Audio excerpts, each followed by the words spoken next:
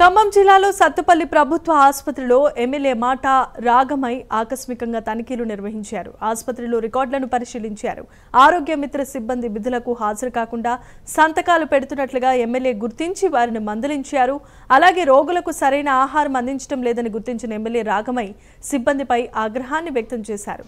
సరైన డైట్ ఇవ్వకపోతే రోగులకు ఎలా కోలుకుంటారు అని ఆమె ప్రశ్నించినట్లుగా తెలుస్తోంది. హాస్పిటల్కు వచ్చే రోగుల పట్ల సిబ్బంది మర్యాదగా ప్రవర్తించడం లేదన్న ఫిర్యాదులు కూడా వస్తున్నాయన్నారు.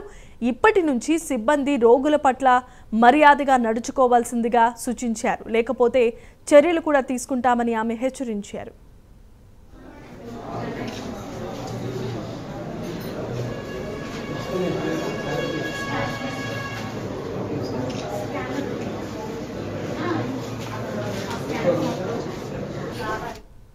ఎమ్మెల్యే గారి ద్వారా జరిగింది. మెయిన్ డిఫెక్ట్స్ ఏంటంటే డైట్ సరిగ్గా మెయింటైన్ చేయట్లేదు. వాడు ఇంటి దగ్గర నుంచి తీసుకొస్తున్నాడు. నెక్స్ట్ ఆరోగ్య మిత్రులు సమయపాలన పాటించట్లేదు.